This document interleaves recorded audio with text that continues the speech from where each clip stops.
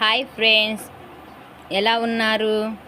Pooran పూరికి కావాల్సిన పదార్థాలు: మైదా పిండి, నూనె, సాల్టు వేసుకొని ముద్దగా చేసి పక్కన పెట్టుకోవాలి. తర్వాత శనగబ్యాళ్ళు ఉడకబెట్టుకోవాలి. ఇలా నేను వీడియోలో చూపిస్తున్నా కదా, అలా ఉడకపెట్టాలి. అవి ఉడికిన తర్వాత వడకట్టాలి. వడకట్టి మిక్సీ చూడండి, నేను ఇప్పుడు వీడియోలో చూపిస్తున్నా చూడండి. ఇలా నొక్కామంటే ఉడికాయని మనకు తెలిసిపోతుంది. చూడండి, ఇలా అవ్వాలి. ఇంకోసారి చూపిస్తా చూడండి. ఇలా చూడండి, బాగా నరమైపోయేది కదా. తర్వాత కొబ్బరి మిక్సీ వేసుకోవాలి. తర్వాత అది శనగబ్యాళ్ళు మిక్సీ పట్టాను, మీకు చూపించడం మర్చిపోయాను నేను ఫ్రెండ్. బెల్లము మిక్సీ పట్టాలి. బెల్లం మిక్సీ పట్టిన పాటిగా మనము శనగబ్యాళ్ళు కూడా మిక్సీ పట్టాం కదా, ఇందులోనే వేసి మిక్సీ పట్టి కొబ్బరి వేసి మిక్సీ పట్టుకోవాలి.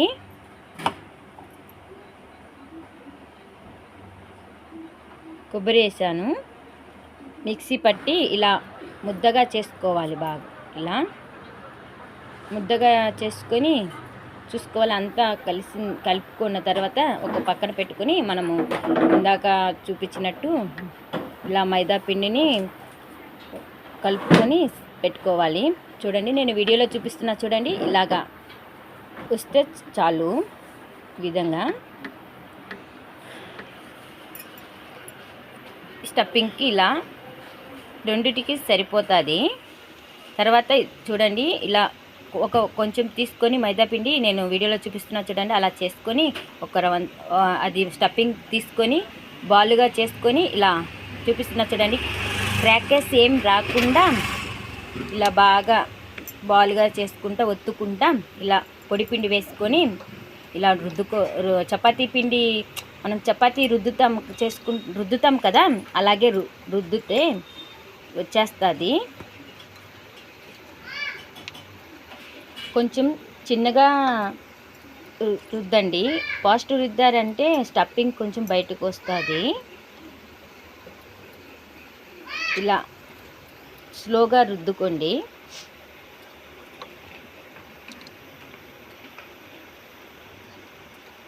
తర్వాత మనకి చూడండి, నేను ఎట్లా స్లోగా రుద్దానో చూడండి. తర్వాత మనకు పెనుము వీటెక్కింది. నెయ్యి మర్చిపోయా ఫ్రెండ్, అందువల్ల నేను బటర్ ఉన్నది ఇంట్లో, బటర్ వేశాను. చూడండి, ఇలా నెయ్యి లేదు కాబట్టి బటరు వేసా కదా. ఇలా చూడండి, రెండు పక్కల బాగా గోల్డెన్ కలర్ వచ్చేటట్టుగా కలుసుకోవాలి.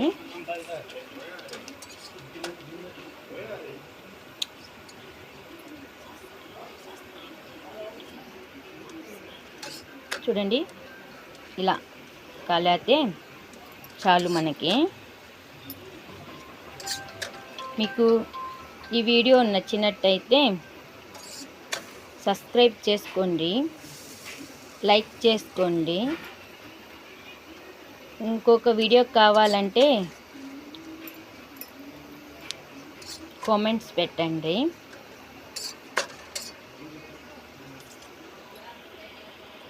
చూడండి,